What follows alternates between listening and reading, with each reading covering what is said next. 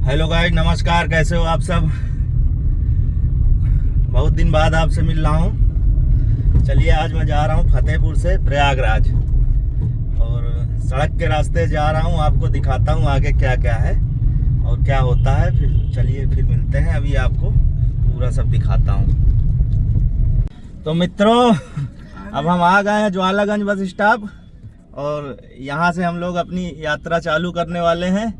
ये दो भाई लोग हमारे हैं, इनसे मुलाकात करनी थी और इनको भी साथ में चलना है। अब हम लोग आगे का आपको सफ़र बताते हैं कैसा है।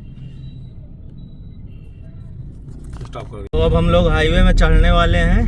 ये अब हम लोग शहर पार कर चुके हैं, बाईपास आ गया है। ये हाईवे जो है आपको दिख रहा है और इसी में हम लोगों को चढ़ना है। आगे इसमें क्या कहते हैं, रास्ता मिल जाएगी। अब हम लोग मेन हाईवे में आ गए हैं। यहाँ से लगभग 130 किलोमीटर, 125 से 130 के आसपास पड़ता है प्रयागराज।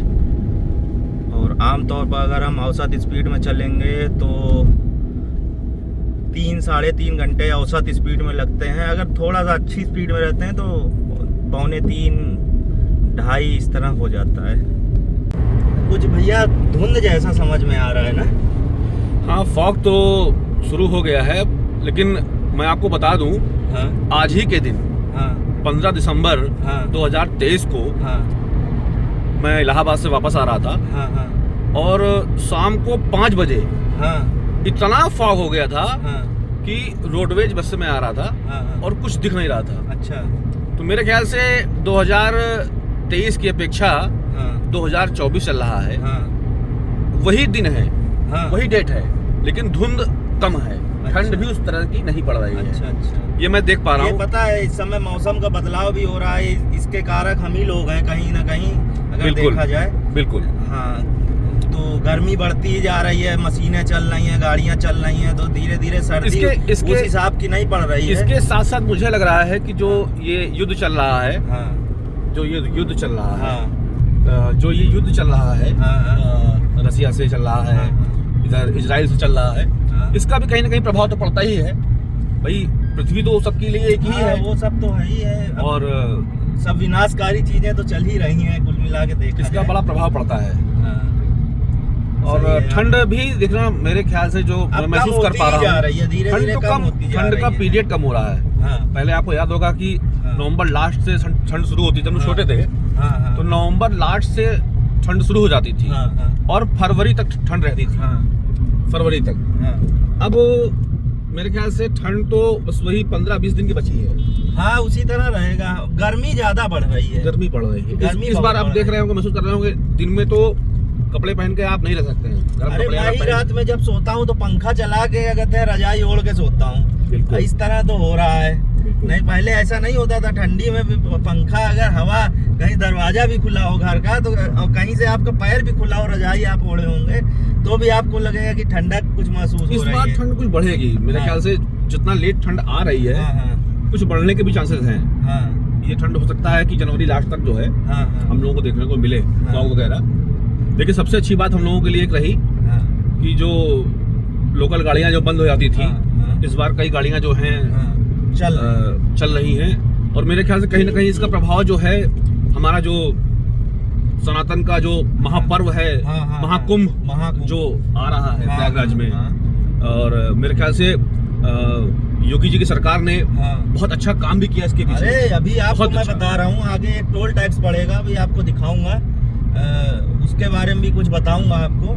और आगे अभी देखिए, आपको क्या बताता हूँ, अभी आगे कुछ मिलेगा, वो भी आप देखिएगा क्या क्या है। ऐसा नहीं, आपने एक चीज गौर किया है?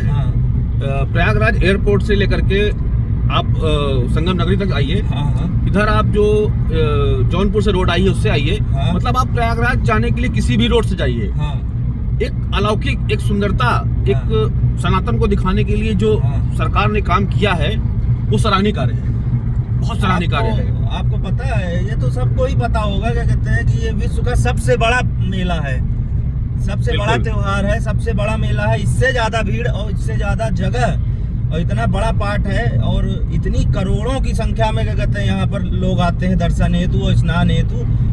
आपको पता होगा महाकुंभ कितना बड़ा त्योहार है। मैं तो यही चाहूंगा कि जो भी हमारे मित्र, जो भी भाई ये देख रहे हैं, ज्यादा से ज्यादा संख्या में आए और इस दिव्य अमृत में जो है अपना स्नान करके अपना इस पुण्य को प्राप्त करें और एक बार प्रयागराज पधारें और महाकुंभ को देख करके आपकी जो आत्मा गदगद होगी।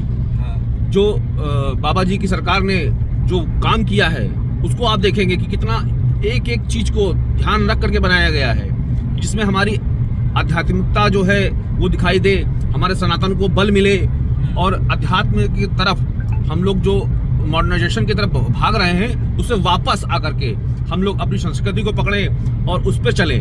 कहीं ना कहीं सरकार इस पर बहुत ज्यादा काम कर रही है, बहुत ज्यादा काम। अच्छा, एक चीज आपने और गौर किया होगा शांत भाई कि सरकार के आने के बाद से लोगों में कहीं ना कहीं धर्म के प्रति जागरूकता बढ़ी है, कुछ ज्यादा ही बढ़ी है। पहले और हम लोग मृतप्राय हो गए थे, और इसके साथ साथ आपने देखा होगा कि सफाई के प्रति जो लापरवाह हम लोग हो गए थे कि कहीं भी कचरा फेंक देना, कहीं भी गंदगी फेंक देना। इनफैक्ट आज के बच्चे भी बिस्किट खाते हैं तो डस्टबिन ढूंढते हैं, चाहे स्टेशन हो, चाहे रेलवे स्टेशन हो, चाहे बस स्टैंड हो या कहीं भी चल रहे हैं तो वो कार तक में भी सोचते हैं पापा इसको बाहर नहीं फेंकेंगे, डस्टबिन मिलेगा उसमें डालेंगे। ये किस लिए? क्योंकि कहीं ना कहीं सरकार ने इस चीज को बड़ा उजागर किया है कि हमें सफाई से रहना चाहिए और हमें अपने धर्म के प्रति झुकाव रखना चाहिए। इसका बड़ा प्रभाव पड़ा, बच्चों में प्रभाव पड़ा है। क्या लगता है आपको? बढ़िया, अच्छा लगता है। वो एक चीज और दिखाना चाहूंगा। लोग कहते हैं कि ये उसरैना पड़ता है, ये उसरैना अभी ये निकल रहा है, ये उसरैना है। और यहाँ पहले एक रोड पे मजार होती थी। इस सरकार ने एक बहुत अच्छा काम ये किया है, कोई भेदभाव नहीं, चाहे मंदिर हो, चाहे मस्जिद हो, चाहे मजार हो, चाहे गुरुद्वारा हो, चाहे कुछ भी हो, चर्च हो, जो विकास में सामने आएगा उसको हटा दिया जाएगा। यहाँ पर बहुत एक्सीडेंट होता था पहले। अरे पहले यहाँ पर क्या कहते हैं रोड क्या कहते हैं मुड़ गई थी, मजार बनी थी और रोड का आवागमन प्रभावित हो रहा था। वहाँ से रोड मुड़ गई थी, कोई सीधी रास्ता ही नहीं बनी ही नहीं थी, रोड यहाँ टूटी हुई थी। जबकि NH2 है, नेशनल हाईवे है। हाँ, नेशनल हाईवे है ये। अब तो इसको एक्सप्रेसवे की तरह बना दिया गया है, ये अब 3 लेन में हो गया है, 6 लेन हो गई है। हाँ, मतलब जाते समय 3 और वापसी के समय 3। तो ये सबसे बड़ा इस अपनी सरकार में क्या कहते हैं, ये सरकार में अतिक्रमण का बड़ा वो रहा है। उन्होंने बहुत अच्छा काम किया, बहुत अतिक्रमण हटाए, चाहे मंदिर हो, चाहे मस्जिद हो, कुछ भी हो, लेकिन अतिक्रमण नहीं चलेगा। अतिक्रमण के साथ साथ आपको पता होगा, क्या कहते हैं, आपने सुना भी होगा कि अगर कोई अपराधी है, विशेषकर दुर्दांत टाइप के, उस तरह के उल्टे सीधे काम किए उन्होंने, तो उनके घर तक में भी बुलडोजर चलवाया और लीगल वे में चलवाया गया। ऐसे नहीं, क्या कहते हैं, वैसे चलवाया गया, क्या कहते हैं कि उनके घर के कागज अपने दिखाइए कि आपके घर का नक्शा पास है, क्या है।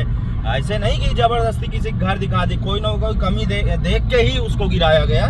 तो कहीं ना कहीं से सरकार आपको दिखाया जाएगा एक टोल टैक्स या तो कानून व्यवस्था शौक से बनेगी या खौफ से बनेगी।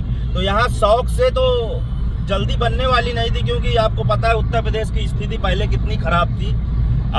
ये हालांकि सभी लोग जानते हैं, लेकिन जब से सरकार आई है तो यहाँ कहीं ना कहीं खौफ से जब से भाजपा की सरकार आई है, भाजपा सरकार आई है, तो कहीं ना कहीं खौफ से, क्या कहते हैं, अपराधियों के अंदर खौफ है। हाँ, खौफ है ही। और भाई अब देखिए, रात में आप 12 बजे 1 बजे कहीं जाइए तो आपको पुलिस चारों तरफ मिलेगी।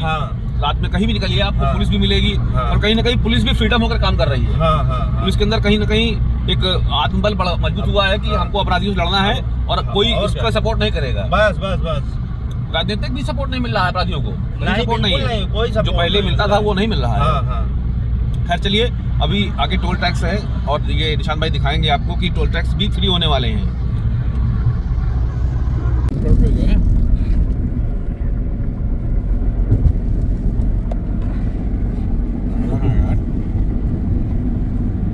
अभी भी कोहरा खत्म नहीं हुआ है, खागा पार हो गया है, टोल आ गया है। हाँ, ये अपना जो है कटोघन टोल है। हाँ, ये खागा के आगे पड़ता है। हाँ, फतेहपुर से निकलने के बाद जब आप प्रयागराज के लिए बढ़ेंगे तो ये एकमात्र टोल है जो आप प्रयागराज जाएंगे, हाँ, तो यही एक टोल पड़ता है। ये एक टोल पड़ता है जो फतेहपुर डिस्ट्रिक्ट में आता है, निकाल दो यार। कटोगन में। ये टोल के बारे में कुछ बैग में देखो पर्स पड़ी होगी। टोल के बारे में कुछ बताएंगे? कुछ पता चला है क्या कहते हैं, टोल हम लोगों का वो होने वाला है, मतलब मेले में ये सिर्फ कमर्शियल गाड़ियों का पड़ेगा। हाँ, ये जो महाकुंभ में जो यात्री आएंगे, जो श्रद्धालु आएंगे, जो अतिथि आएंगे, हाँ, उनके लिए ये टोल फ्री किया जाएगा कुंभ के समय। तो आपसे निवेदन है कि आप लोग महाकुंभ में आइए और अपनी संस्कृति से जुड़िए। और सरकार द्वारा जो है आपको ये भी एक सुविधा दी जा रही है, ये टोल टैक्स जो भी पड़ेंगे, जो भी प्रयागराज आएंगे उनके लिए जो टोल टैक्स पड़ेंगे वो कुंभ के समय बिल्कुल फ्री रहेंगे। और इसके लिए हम यूपी गवर्नमेंट को बहुत बहुत धन्यवाद करते हैं। ये प्रयागराज के चारों तरफ जितनी रोडें हैं, प्रयागराज के पहले वाला जो टोल पड़ेगा वो ऐसे ही रहेगा, सब में क्या कहते हैं निःशुल्क रहेगा। जो प्रयागराज के जस्ट पहले कहीं से भी आप किसी भी दिशा से, किसी भी जिले से आ रहे हो आप, वहां से क्या कहते हैं आपको टोल आपका वो पड़ेगा। जनपद प्रयागराज से जुड़े हुए जितने भी टोल टैक्स हैं, किसी भी रोड से आप आइए, बनारस से आइए, मिर्जापुर से आइए, भदोही से आइए, जौनपुर से आइए, फतेहपुर से आइए, आप कहीं से भी आते हैं तो आपको ये टोल फ्री मिलेगा। जो लास्ट टोल होगा, जो प्रयागराज जनपद से जुड़ा हुआ, सीमावर्ती में जो जुड़ा होगा वो फ्री होगा। तो ये तो बहुत अच्छा है। और हाँ, मेरे ख्याल से ये बहुत सराहनीय कार्य भी है सरकार का। नहीं, बहुत अच्छा कार्य है, कम से कम धर्म का बढ़ावा दे रहे हैं, आदमी की धर्म के प्रति रुचि जागती जा रही है। नहीं तो आज के समय में देखते हैं आप कितना आदमी क्या कहते हैं, फिल्मों में देखिए कितनी धर्म की बुराई कर देते हैं, बात में कटाक्ष कर देते हैं। फिल्म की बात अगर आपने कर दी है तो मेरे ख्याल से आपको एक चीज गौर करना होगा, हमारी जो साउथ की फिल्में हैं, अब देखिए पुष्पा हिट हो गई। पुष्पा ही नहीं, जितनी भी पिक्चरें आई हैं दिखाया जाता है उसमें एक देखिए, एक तो जो पहनाव ओढ़ाव है वहाँ का, जो हमारी जो माताएं बहनें जो कपड़े पहनती हैं, जो आधुनिकता में आकर के जो हमारे जो संस्कृति को जो क्षति पहुंचाई जा रही है अंग्रेजी फिल्मों के द्वारा या बॉलीवुड के द्वारा उन्होंने खत्म कर दिया है। आपने कई विवादास्पद आपने उसमें सीन देखे होंगे, जो पीके में ही देख लीजिए, बिल्कुल बेहुदे है वो फिल्म ना बोलो उसको, वो तो बेहुदापन है। लेकिन मैं बता दूं आपको, बिल्कुल आप ये फैक्ट मान लीजिए कि साउथ की फिल्मों में कहीं ना कहीं धर्म और धर्म के साथ साथ वो मतलब एक अलौकिक चीजों को भी दिखाते हैं कि मतलब आप कैसे मतलब संस्कृति को बचा कर रख सकते हैं, पर्यावरण को बचा कर रख सकते हैं। मतलब कहीं ना कहीं चीजें तो और करती ही जाती है। रियलाइज आदमी सोचता है कि हाँ वास्तविकता है इसमें, बिल्कुल। नहीं तो आप देखिए उसमें ओवर एक्टिंग कैसे दिखाते हैं। मैं तो ये चाहूंगा कि पहनावा देखिए, आप और पूजा पाठ और क्या कहते हैं सब हमारे धर्म की चीजों को इसमें दिखाया जाता है, तो क्यों ना हम लोग क्या कहते हैं साउथ की निशांत भाई, मैं तो सबसे यही चाहूंगा कि कम से कम हम दूसरों को न कह करके कम से कम अपनी माताओं बहनों को ये शिक्षा दें कि वो ऐसे वस्त्र पहने जो समाज में चलने में अच्छा लगे, उन्हें समाज में एक प्रेरणादायक हो।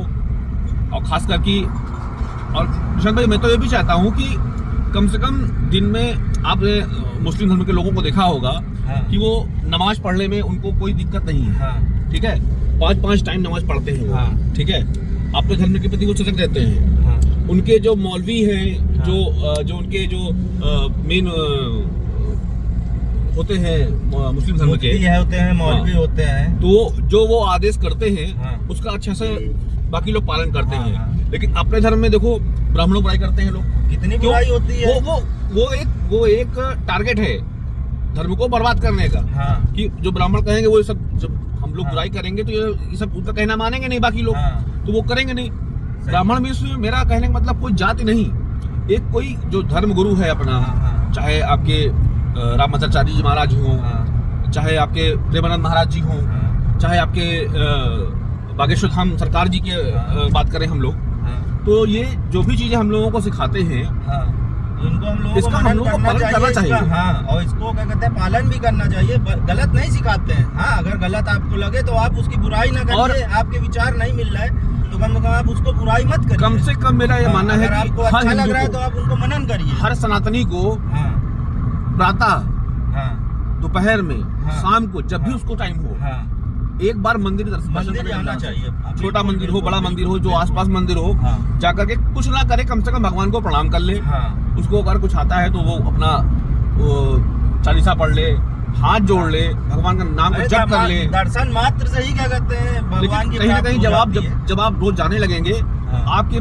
मन में भी उसके प्रति बड़ा प्रभाव पड़ेगा। जाती है। हाँ तो चलिए फिर आपको, और प्रयागराज हम लोग चल ही रहे हैं, तो अब आपको जब कुंभ के बारे में भी हम लोग दिखाएंगे कि कैसे कैसे कुंभ में क्या क्या व्यवस्थाएं सरकार कर रही है, कितना भव्य कुंभ होगा, कितनी सुरक्षा व्यवस्था सरकार कर रही है आपके लिए, और हर एक चीज़ को, प्रयागराज स्टेशन इतना बढ़िया बनाया जा रहा है, जंक्शन, हर एक सुविधा सरकार सोच रही है आपके लिए।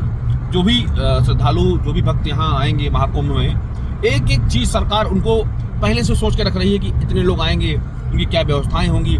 महिलाओं के लिए वस्त्र बदलने के लिए इतने सारे वो बनाए जा रहे हैं वहाँ पर, आपने देखा होगा निशान भाई। हाँ देखा है। कहीं ना कहीं कितनी सरकार व्यवस्थाएं कर रही है, इन सब चीज़ों को मैं आपको दिखाऊंगा पहले चल के वहाँ पर। और मैं तो फिर एक बार आपसे कहूँगा कि महाकुंभ में ज़्यादा से ज़्यादा संख्या में आप लोग आइए और इस दिव्य भव्य कुंभ में आप शामिल होइए। और ये कुंभ जो नाम आप जानते हैं निशान भाई, तो ये कुंभ क्या है, जानकारी इसके बारे में आपको है, मैं बताऊँ? बताइए। ये जो कुंभ है, एक्चुअली ये जब सागर मंथन हुआ था और उसमें जो अमृत कलश निकला था, उसकी कुछ बूंदें जमीन में जो गिरी थी, हाँ। वो वही बूंदें हैं। चार स्थानों पर गिरी थी। वही जगह है। हरिद्वार, प्रयागराज, नासिक और उज्जैन। हाँ, बारी बारी से इनमें, हाँ, 4 साल में, 8 साल में, 6 साल वो में अमृत जो है वो कहीं ना कहीं इस जल में विद्यमान है, और इसका जो है लोगों को आकर के श्रवण करना चाहिए, स्नान करना चाहिए, जिससे जो है लोगों को सुख की प्राप्ति होगी, धर्म के प्रति झुकाव बढ़ेगा, और लोग जो है अपने पापों को जो है उसको बदल के पुण्य में ला सकते हैं। आप ये भी तो बताइए, कहते हैं प्रयागराज नाम से ही तीर्थराज प्रयागराज है, यहाँ पर कुंभ लगता है तो इसका महत्व कुछ ज्यादा ही बढ़ जाता है, क्योंकि यहाँ पर 3 नदियों का संगम है। आपको सराहनीय कारण बता दूं सरकार का। सरकार ने अपने जो वास्तविक जो धारा का जो नाम है प्रयाग, उसके नाम से जब से इसको कर दिया है, इलाहाबाद से इसको जो है प्रयाग कर दिया है। कितनी मतलब सोचने वाली बात है कि जो वास्तविक चीज है वहाँ पर, जो हमारा प्रयाग है, जो संगम है, उसके नाम से शहर का नाम होता है। सही है। खैर चलिए, जो भी है सब चीजें सामने आती आ रही है धीमे धीमे, और मैं तो एक बार फिर बोलूंगा आपसे कि सब आप लोग महाकुंभ में पधारिए, और जय श्री राम। अब हम लोग आगे बात करते हैं सबसे। ये मुंगावली की एक दुकान है, बहुत अच्छी दुकान है। मिलिए, क्या नाम है आपका?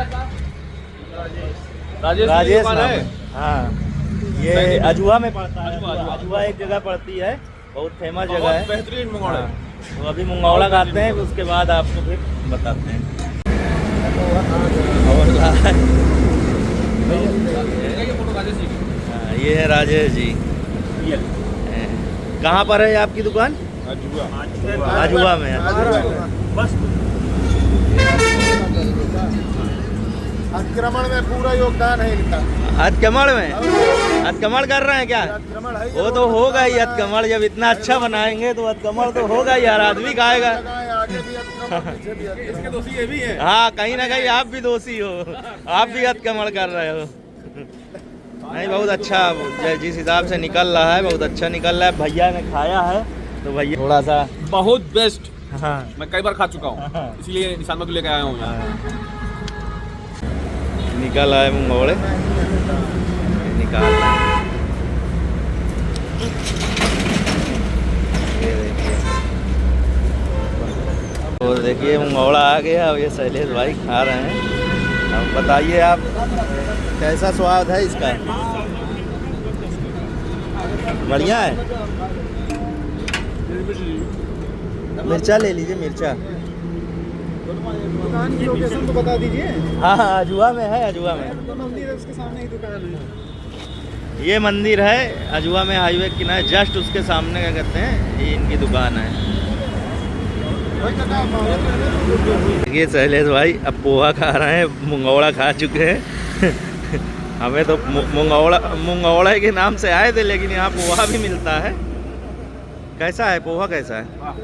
हैं?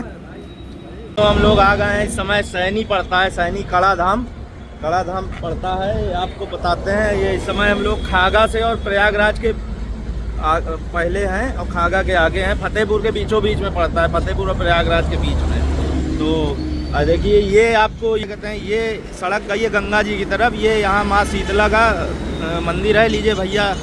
नमस्कार। ये देखिए आप कानपुर से चलते हैं, हाँ वाया फतेहपुर और हाँ होते हुए बढ़ेंगे आगे, तो आपको पड़ेगा सैनी चौराहा। सैनी चौराहा से ये चौराहे पे थाना है, सैनी थाना है। ये थाना इधर थाने के जस्ट सामने से ये रोड गई है शीतलन के लिए। ये रोड है, प्रतापगढ़ भी गई है, प्रतापगढ़ भी गई है। ये रोड है, देखिए गाड़ियाँ जा रही हैं। ये रोड है, चौराहे से लगभग 3 किलोमीटर आप जब जाएंगे आगे तो दाहिने हाथ रास्ता कट गई है। माँ गंगा के तट पर जो है माँ शीतला जी का मंदिर है, जिसे कड़ा हम लोग कहते हैं। यहाँ जब माता जी सती कि वो चूड़ियाँ गिरी थी, चूड़ियाँ यहीं पर गिरी थी, उनके कड़े जो हैं कड़े यहीं गिरे थे। तो उन्हीं के उससे ये प्रसिद्ध हुई है कड़ा धाम के नाम से। माता शीतला जी का यहाँ मंदिर है और बहुत भव्य मंदिर है ये।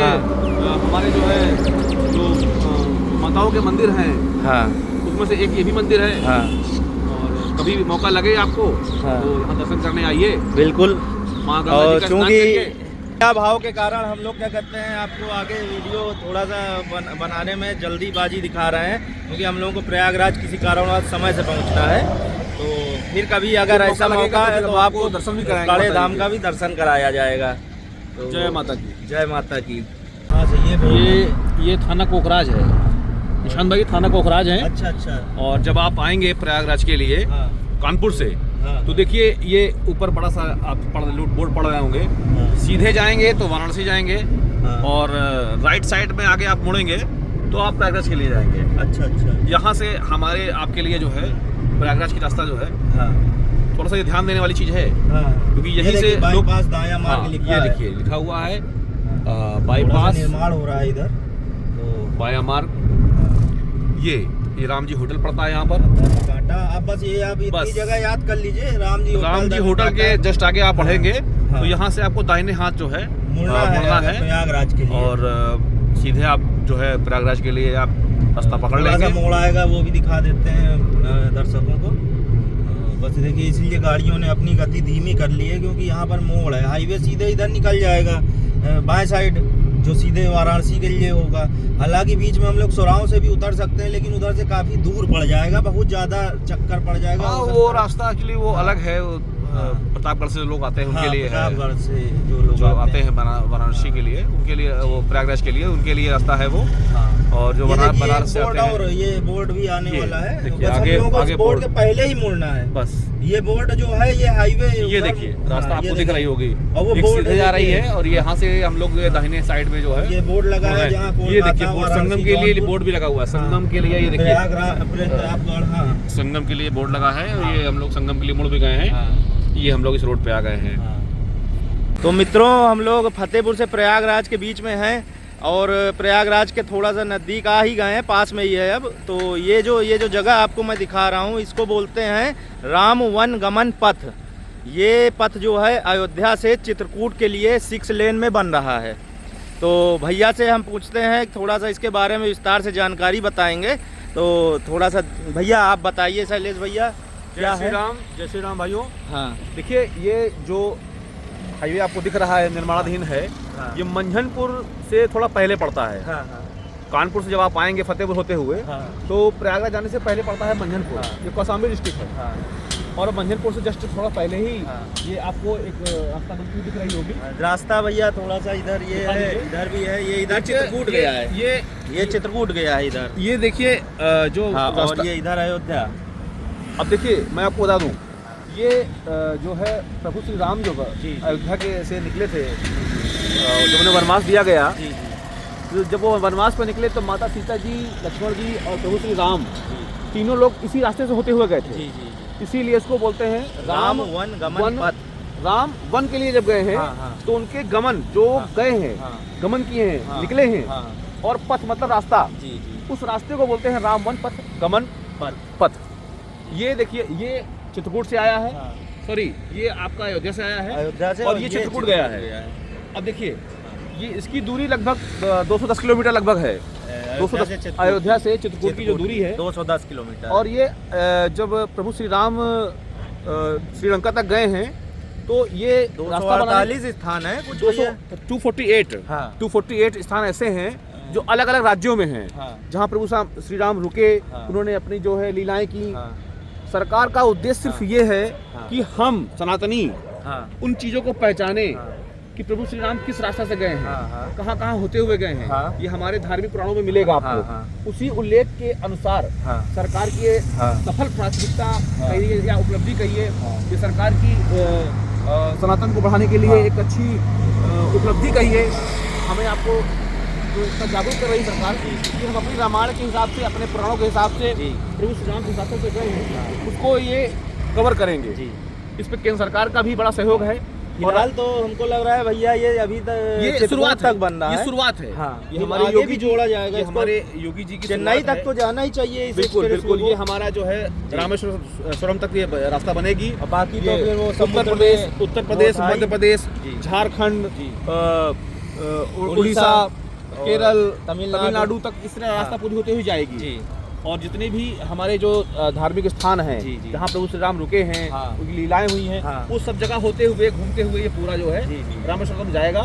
और हम सब इस रास्ता इस एक रास्ता में चलते हुए प्रभु श्री राम के जितने भी स्थान हैं उनके दर्शन कर पाएंगे। और ठीक है मित्रों, फिर ये इस सरकार का क्या कहते हैं भैया, बहुत अच्छा ये कदम बहुत है। अच्छा। हाँ, ये इस चीज़ के बारे में तो कहना ही पड़ेगा। ये सरकार जो है सनातन के प्रति जो सरकार कार्य कर रही है, ये भाजपा बहुत अच्छा कार्य कर रही अब है इस बारे में। देखिए मैं हाँ। किसी पार्टी विशेष की बात नहीं कर रहा, हाँ, हाँ। लेकिन मैं ये चाहता हूँ कि ये हमारा जो है हम लोग अपनी- धर्म जो है हिंदू हाँ, है, हाँ, और हम अपने- सब सनातनी हैं। जी। तो हम सब यही चाहते हैं कि सनातन धर्म को जो भी चीज़ें जो सरकार प्रोत्साहन दें, जी। जो बढ़ावा दें, जी। जो हमारे ईश्वर के प्रति हमें आस्था दिलाएं, जी, जी। और हमारी चीज़ों को जो पुरातन की चीज़ें हमारी हैं उनको उजागर करके नए बच्चों के अंदर प्रेरणा उत्पन्न करें, जी। वो अच्छा होगा। ठीक है, फिर हम लोग चलते हैं, निकलते हैं। हाँ, थोड़ा सा समय बहुत का कम अभाव है। है। जय श्री तो राम। जय श्री राम और मित्रों। ये रास्ता जब बन जाती हाँ। है तो मेरी आपसे यही गुजारिश रहेगी कि आप इस प्रभु श्री राम के रास्ते दर्शन से आप करते हुए चेन्नई तक जाइए। इस चित्रकूट रास्ते तक से। जाइए, आराम से दर्शन हाँ, करिए। चित्रकूट तक जाइए, उसके बाद चेन्नई तक भी जाइए। अगर आगे वैसे मेरे ख्याल से आगे रामेश्वरम बनेगा ये रास्ता, लेकिन अगर नहीं बन रहा है तो हम सरकार से डिमांड करेंगे कि ये चेन्नई तक बनाइए इसको। जय श्री राम। जय श्री राम। हम लोग इलाहाबाद के पास में ही है, प्रयागराज के।